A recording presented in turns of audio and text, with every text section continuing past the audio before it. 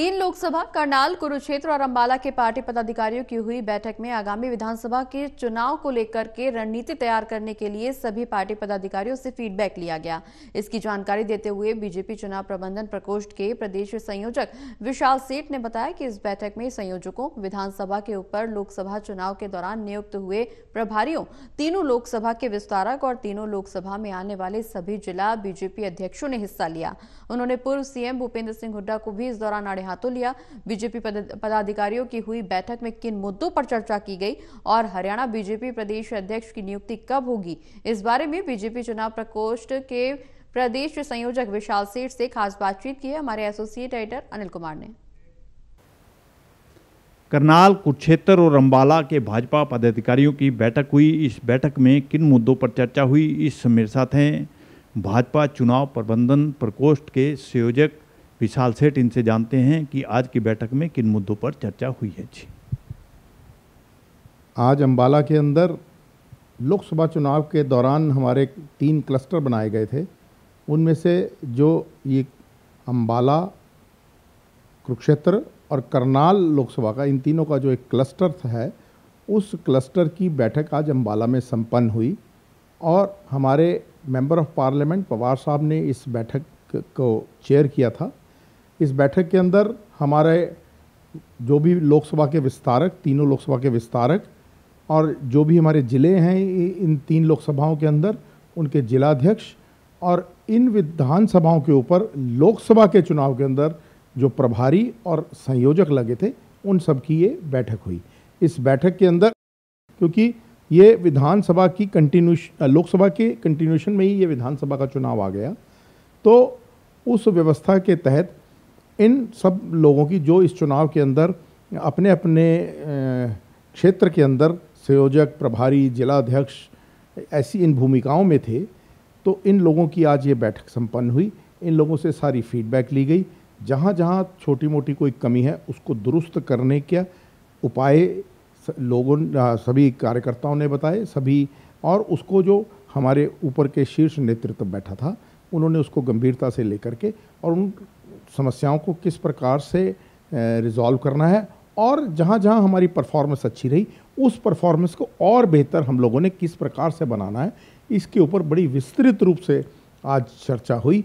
और मैं on ground जा कर के हर कार्यकर्ता को काम मिले, हर कार्यकर्ता इस काम के अंदर जुटे, हर कार्यकर्ता को एक स्पेसिफिक काम दिया जाए और कार्यकर्ता अपने इस काम को करके अपने अधिकारी को रिपोर्ट भी करे, तभी इस काम का पूरा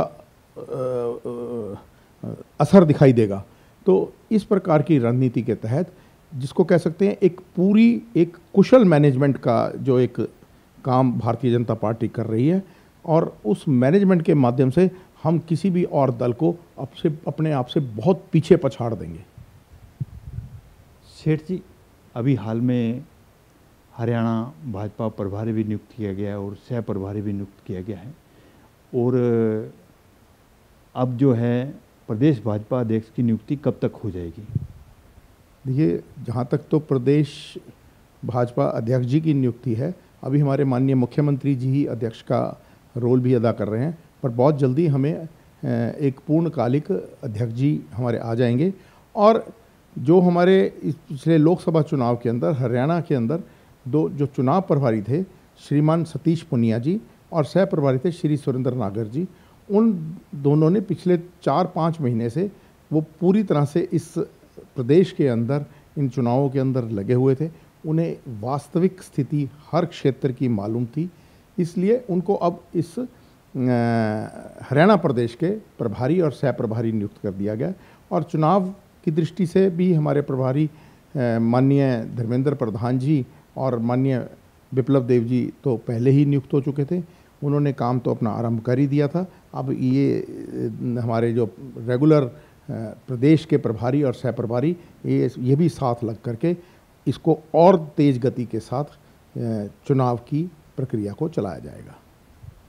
सेठ जी, जिस तरह आप कह रहे हो कि जो लोकसभा चुनावों में कमियां रह गई थी उनको दूर किया जाएगा, और जहां भाजपा की परफॉर्मेंस अच्छी थी उसमें और बेहतर काम किया जाएगा, और आपने कहा है कि क्या क्या प्रदेश में कार्य करवाए हैं, लेकिन विपक्ष के नेता भूपेंद्र सिंह हुड्डा कह रहे हैं कि विफल सरकार है भाजपा की।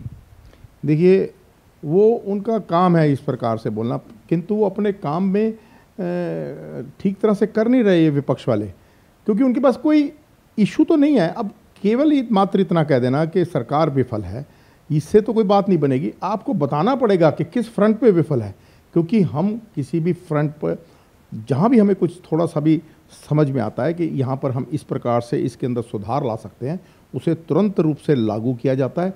और ये सरकार जनता की सरकार है, जनता की सेवा में सदैव तत्पर रहने वाली सरकार है, जनता के हितों में काम करने वाली सरकार है। इसके ऊपर अगर कोई विपक्ष का नेता आरोप लगाने का प्रयास करता है तो वो स्पेसिफिक आरोप लगाने में नाकामयाब होता है, क्योंकि कोई आरोप है ही नहीं। केवल मात्र एक हवा में बात कह देना कि विफल सरकार है या जो भी है, इस बातों में कोई भी आधार नहीं है, निराधार बातें कर रहे हैं हुड्डा जी। सेठ जी, अभी आपने कहा है कि लगातार जो है भाजपा सरकार सुधार कर रही है, तो आपने क्या क्या सुधार किए हैं?